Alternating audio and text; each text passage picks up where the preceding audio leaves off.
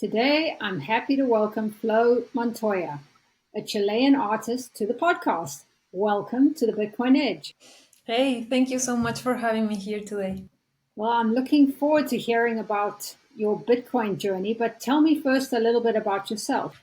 I am a classical trained artist, so I studied art for many years, and both in like a very classical school academy, and then like in more in the university, so a bit more like conceptual, if you want, type of art. And right about when I was like finishing my studies, I found out about Bitcoin through my family, and it was the perfect match for me because I was getting a bit frustrated about studying, about how the art world looked for me.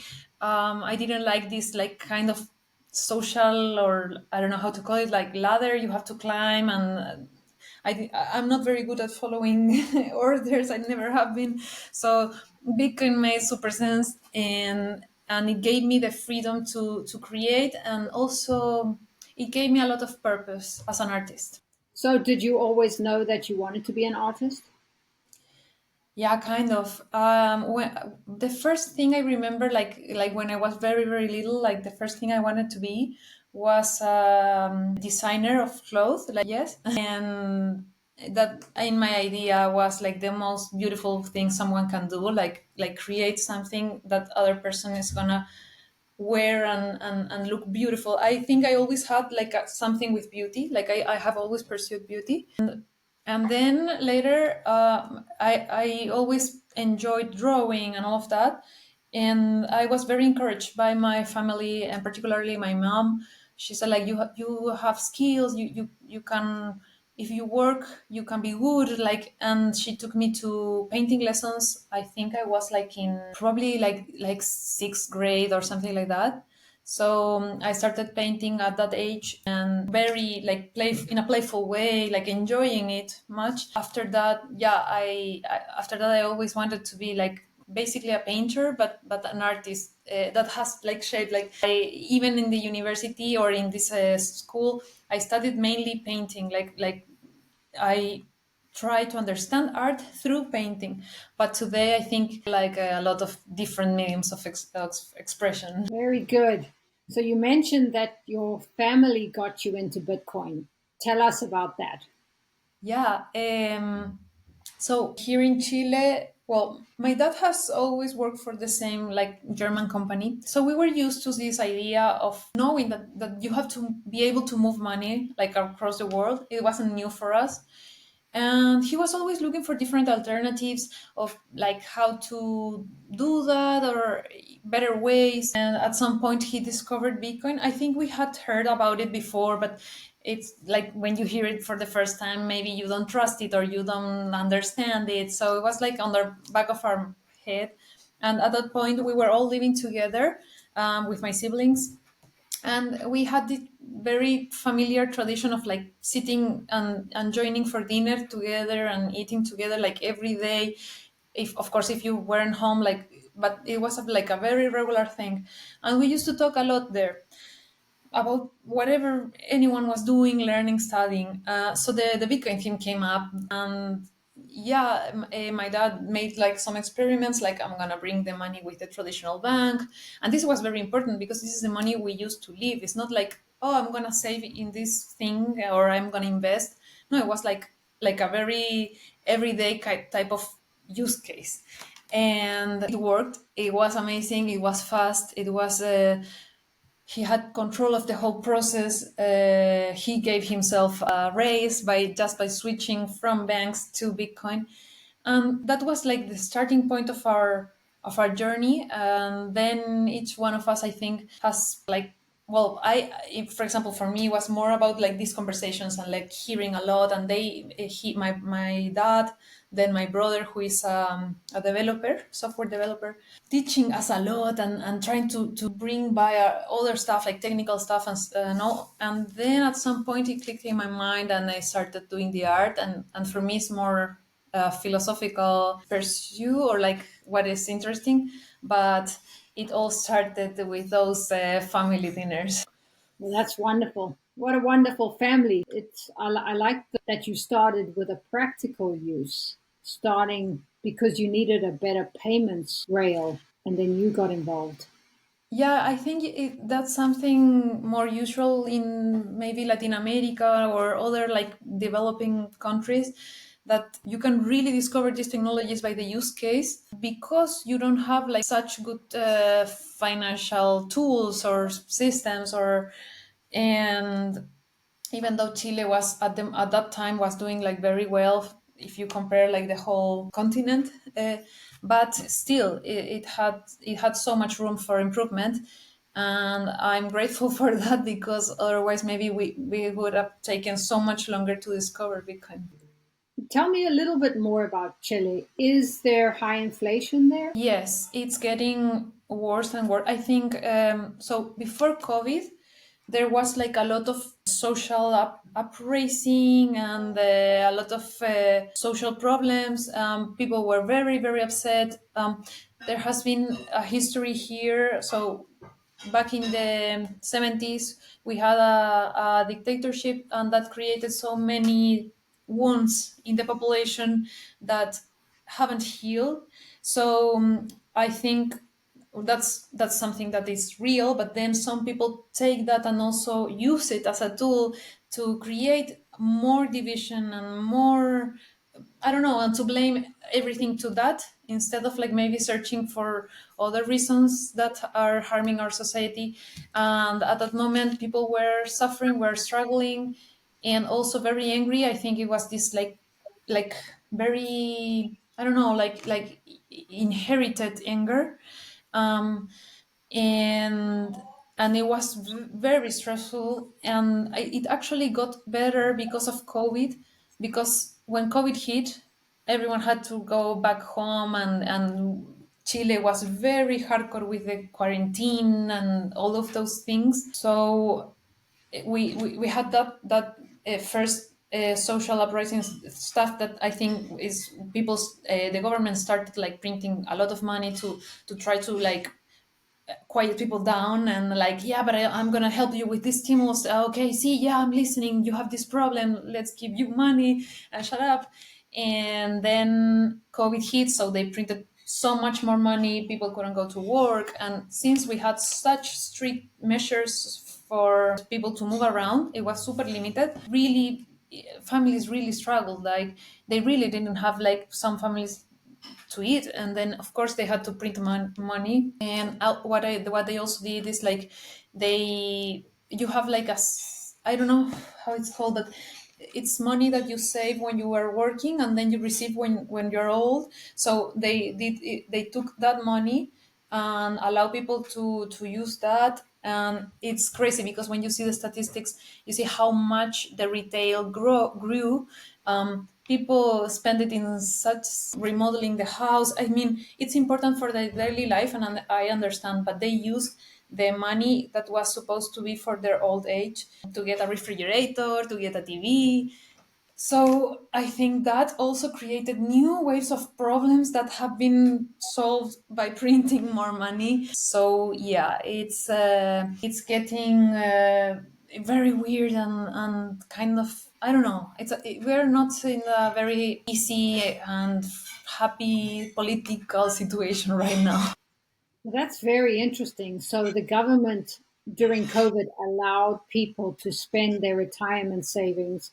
So Yes. people now have less retirement. They printed more money. So is it fair to say that in Chile that the money is also broken and it's affecting your society?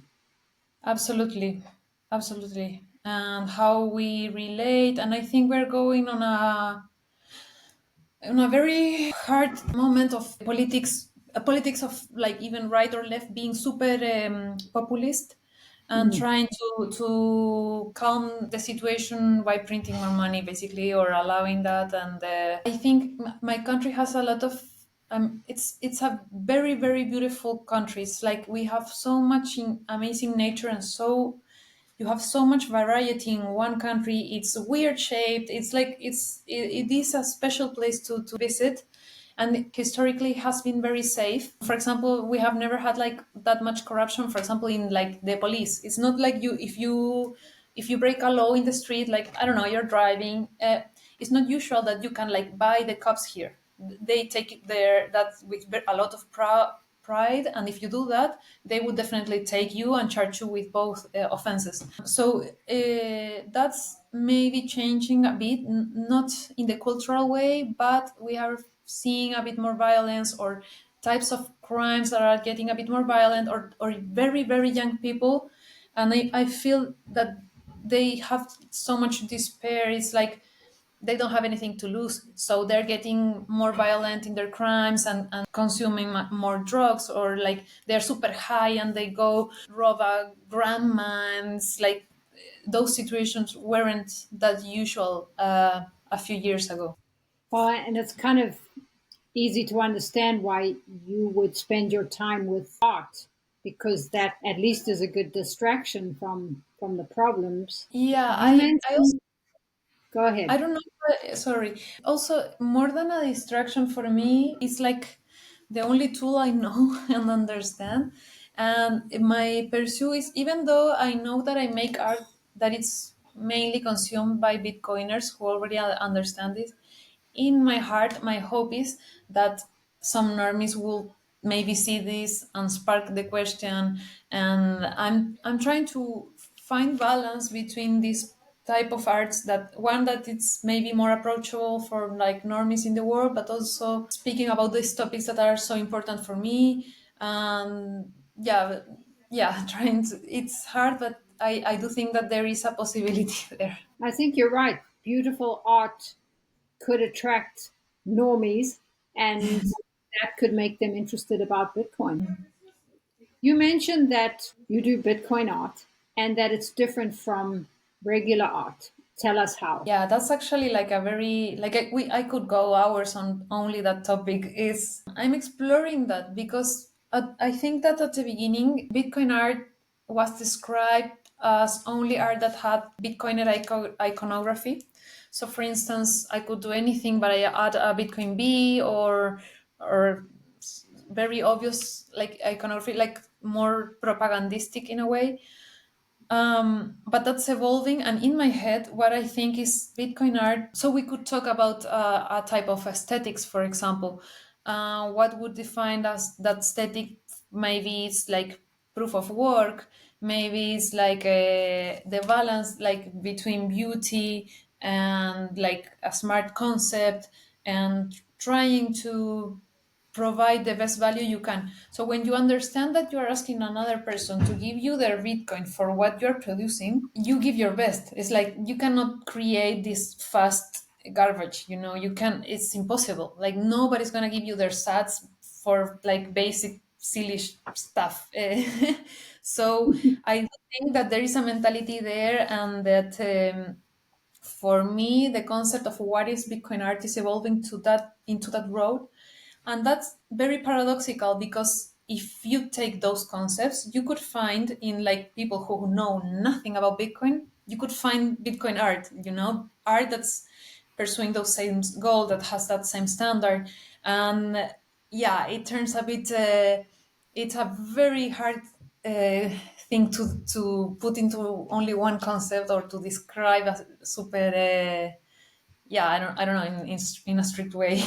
Well, so you mentioned proof of work, that because you're receiving such a hard currency, you really want to do better. Is there anything else that making Bitcoin art makes you want to do better? For me, well, Bitcoin art,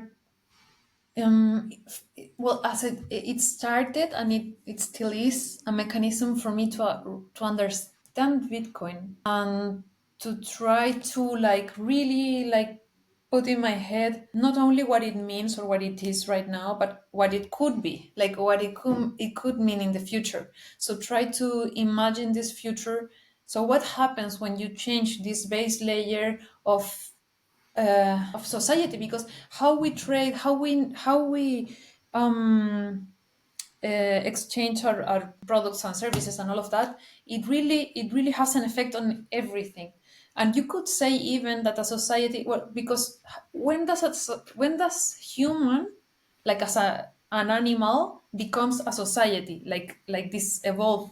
And you could say it's like, oh, when they start doing art, maybe animals don't do art, or maybe it's when they start trading, animals don't trade. Like, so those things are super in the base layer of our society. So yeah, they have an impact on actually like everything.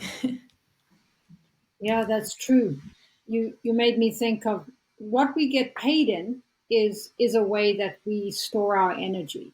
So now that you're going to be getting a sound currency and Bitcoin, we're more likely to do what we love, and also we're going to be rewarded correctly.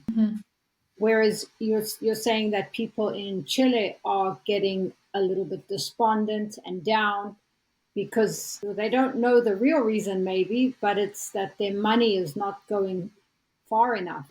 So, Bitcoin, you're right, it comes in so many different deep ways that can help our society. Yeah, no, I've seen like, for example, just the idea of having more time. Like if Bitcoin is like hard money, is a way of storing time. Like you give your time and then you receive this pay and then you can spend it and all of that. And it grows over and it doesn't evaluate. Um, it really, I really think that's when creativity like explodes, because we're wasting human creativity now. People are doing silly jobs, getting paid, getting robbed every day, instead of getting each day a better life, a better quality of life. They continue on that wheel and it never ends, it never changes, it never improves. Why would they, how would they have like time to create? So I do think this enables the possibility at least to see much more creation on every realm. Like creativity is not just like art or a painting. Creativity is everywhere. Creativity is the ability to design a machine, to I don't know, do a code. Like it's on really on everything. Yeah. So, Bitcoin gives us a lot of hope for the future because once we see it, we see that there's more hope. Do many people in Chile use Bitcoin? How's the adoption there? No, the adoption is not very big here. I have like a theory about that. So there were different things happening. One that I think had an impact here is that I don't remember how many years ago, but let's say 5 or 6 years ago, every bank, like they coordinated this and they shut down every account of every exchange operating here in Chile from one day to another. So these people wake up and they don't have a bank. And so they enter in a legal fight for which the judge said that the banks had to operate with them until they finished like the lawsuit or something like that. So what that created was two things. The first one was a very bad publicity, like publics in general were like, oh, the banks are shutting these accounts down, these guys are criminals or whatever. Like it was a very bad publicity. And also it shut down the ecosystem. So no competition could enter because no bank would open a new account if they were in this legal battle. So it was very bad for the ecosystem. Very good for those few companies who were here because they have like a kind of a monopoly, but very bad in general. And that thing is about to end. I don't know like how it's going, but I know that it's getting to an end soon. And because also banks are like the world has changed. Bitcoin is legal tender in El Salvador now and all of those things, they're not gonna win that legal battle. And some banks are collaborating more with other exchange, with the exchange, but still it's still impossible for competition to enter. So I think that was one of the things. And the other was that, as I mentioned before, even though there was a lot of people being very angry and there was despair and injustice and many things, Chile had, like in general, a better quality of life. Like it wasn't doing that bad, like in general terms. So I think when you're a bit more privileged in terms of like access to banks or other stuff, you don't really look for an alternative. You just go to your job and you mind your fiat and you continue in that wheel, and you're told that if you work hard, you're gonna life is gonna get better, and you don't realize about inflation or other problems. And so I think that people felt like Chile. I don't know. I heard a lot of people like comparing the countries, like, but the neighbor is doing so much worse, so they felt kind of good, even though it wasn't like amazing. It's a weird combination of things, because at the same time they were getting angrier and angrier, because of course inflation was real and all of those other things were still happening. So that I think that also created this not very good environment for adoption, but it is growing, and I think we are more active. We're trying. I joined a Bitcoin ONG with people a couple of months ago, and they're getting more serious. I hadn't joined before because they were very crypto friendly, and I was like, I'm not. I'm very focused on Bitcoin. It's cool, like, do your work, but I don't want to join. And then they changed, and it made more sense to me, so I joined. And I'm working actually with them and with other people right now to see the possibility of creating a festival, like a Bitcoiner festival here, and trying to create a different experience, a kind of conference, but also have a like a different experience. Um, and I don't know, we're trying to activate it, we're trying to do more things. The idea is to grow the adoption and, yeah, the awareness at least. And it starts one person at a time. So, what would you say to somebody like a good friend of yours who you want to help but is not into Bitcoin? Yeah, it's really hard. Like, I was so hard on trying to orange peel, and I'm very stubborn, so I didn't realize that that's not very useful. Like, you cannot push the orange peel to people. Like, you can only be like a touch point. Like when they say you need like three touch points to like really get interested into something.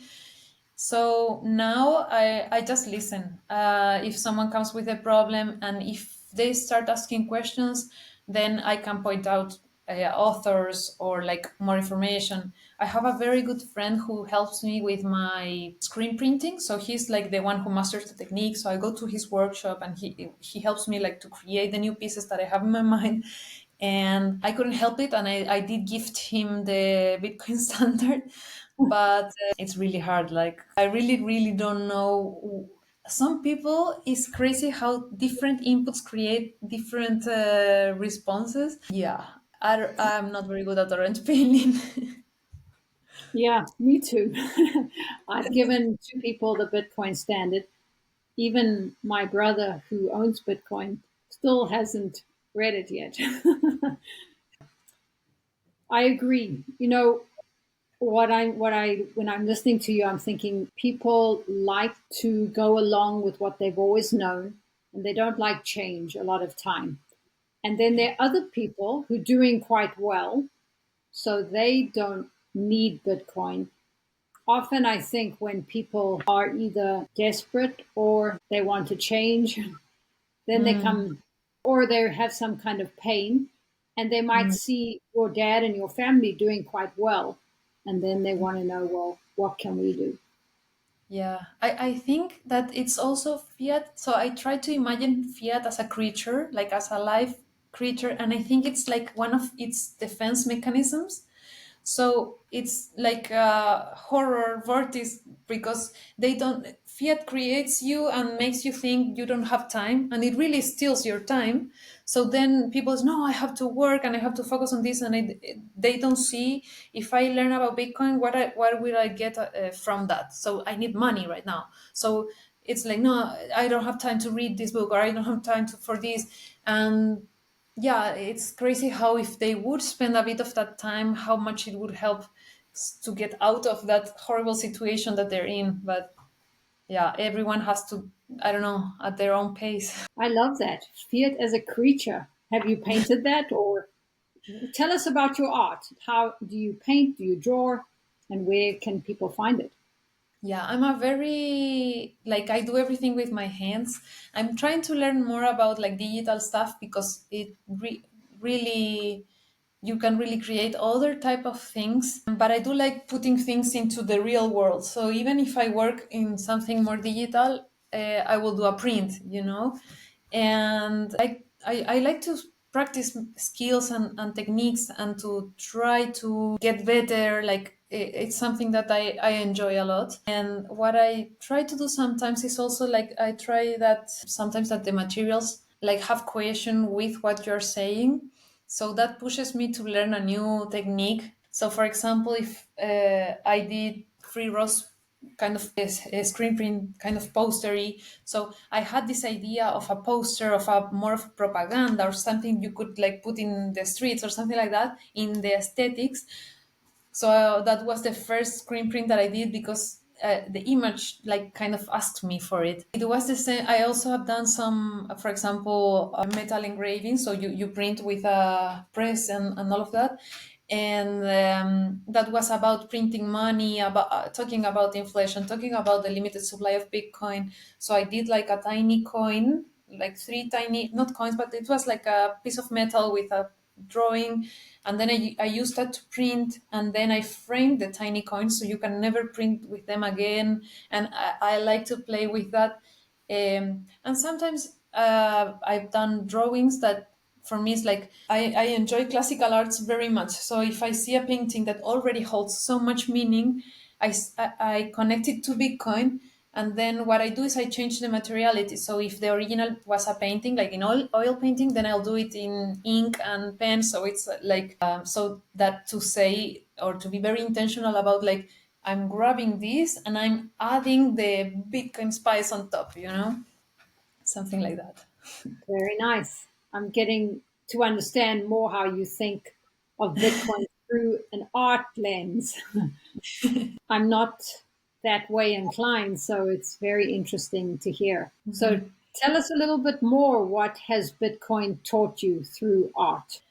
Uh, what I think, well, I've always had like a very low time preference, I think. So it wasn't that hard to connect with that concept, but it's really putting it to the limit. Like I think I'm pushing that boundary and trying to lower my time preference. And in that way, art, when you have time, it's so much better. Like you have an idea and you do something and then you let it rest and then you take it again, and it's crazy how your brain continue to create and to work like kind of some subconsciously, and the idea improves and you make the changes and you adapt. And not having time when you're rushed and no, I have to take this out and take this out, for me limits art and creation.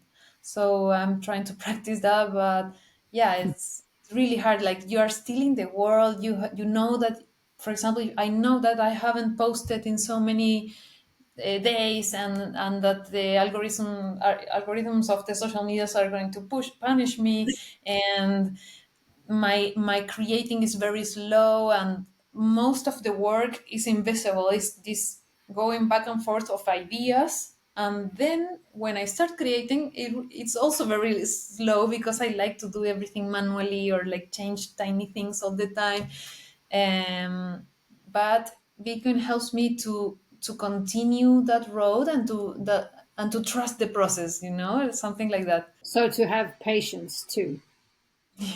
Bitcoin's taught me patience because I thought I would be able to retire earlier. And then I realized it's not a get rich quick. And then I also realized it's about doing what you like because you don't have to retire if you're doing what you love, That's so right? true. You just work on your own time, like you said. So with your art, do you accept payments in Bitcoin and US dollars? In my site, for example, I only accept payments in Bitcoin. For me, it's a Wonderful. hassle. Like if I have to accept US dollars, I have to have like a PayPal account. I have to like it's for me it's a problem. And what do I do with dollars then? Like I know it's the world reserve currency and I can exchange them, but I don't want to lose time going to I don't know where to buy my Chilean shit coin with the dollars. So for me, it's like, no, I mean, Bitcoin. In real life, like if we are talking together, and if I'm traveling, if I go to a conference, I try to be more flexible because I know that some people don't like Lightning, for example, yet, or some people don't like to travel like with access to the Bitcoin or stuff like that. But still, it's very complicated. Like I was in a conference in Lugano last year, and someone asked me to pay in, I don't know, the currency in Switzerland that is not euro. And after conference, I was like, what am I gonna do with this? Like, I go to Italy tomorrow. This is useless. And a friend was very good and kind, and he said, like, don't worry, I'll sweep that for Bitcoin with you, no problem. But it's for me, you add me a layer of complication if you want to pay with another currency. Yeah. And they take fees out at every level, right? And sometimes taxes. So, really, when we have one acceptable currency across the world, it's going to be a game changer for so many people. And it's wonderful that you're already doing that. And I'm sure most Bitcoiners are happy to pay in Bitcoin because what we can do is just pay and replace, right? Yeah. That's to help the Bitcoin economy along. I mean, if you have the fiat to pay, then you already are not buying Bitcoin with that fiat. So just give me the Bitcoin and buy more Bitcoin. It's the same. And I've heard, like, I remember in another conference, a guy was telling me that time it was like the end of the bear market, I think. So price was not very high and not much happening. And he was like talking to me. He was hanging at the gallery, super nice dude, and he's like, "Oh, I love your piece. I love the piece you brought here. I would definitely buy it, but I won't." And I said like, okay, thank you. And he said, no, I will buy art from you definitely, like in 2 years when we are in a bull market. And I said, yeah, of course, if I'm still alive, like if everyone thinks like you, then I won't survive. There won't be a piece for you to buy. So yeah, I do really think on people should spend and replace. And also live for today because you're right, we don't know what's going to be coming in the future. So it doesn't mean we don't plan a little bit for it, but we also live for today. Yeah, yeah. So tell me, how has Bitcoin changed you? Well, I am like a religious person now, but for Bitcoin, like I wear the Bitcoin shirts. I'm like if you hear someone's, did he say Bitcoin? No, he's already a friend, and you wanna talk. I think that really, I don't know, very. I have never been so good at like promoting something. I was never good, like I was never fan, like a true fan of anything. I wouldn't understand someone like who's super fan of a musician or something. Like I enjoy it, but I don't. Yeah, it doesn't move You me don't that much. idolize, yeah. I don't. Yeah, and now with Bitcoin, I have experienced this other thing that's like, this is really what could change your life, and that kind of like you feel bad if you don't share about Bitcoin because you think you found a solution for everything, and it's like you're missing out on this amazing solution. I think that's one aspect. And also it has helped me grow in many many ways, doing my art, connecting like with people, being able to show it. I had a lot of like stage fear. Now I have been like I was in a conference like moderating a panel, and I'm planning on going to Argentina next week to do something like that has helped me like on a personal level to grow those skills, to be more fearless in a way. Like I'm still getting super nervous, but I just do it and I try to have fun and yeah, face it. Maybe. Good for you. And you speak three languages, right? German, Spanish, English. My family says I speak one and a half because I don't speak any of it very good. But yeah. That's funny. Yeah. Well, I speak minus one and a half. My mom was an English teacher and she doesn't think I speak very well.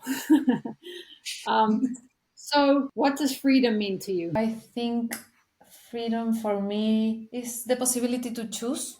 It doesn't mean that you're not going to have responsibilities, it's that you choose where your responsibilities are, and you decide where like where to go, like in this road where you can build your own road and no one can shape it for you, which I don't think it's what's happening now. So that's why I don't think we are very free as humans. We have given up our freedom for this idea because of security, which isn't very real either. Yeah, something like that. I love that.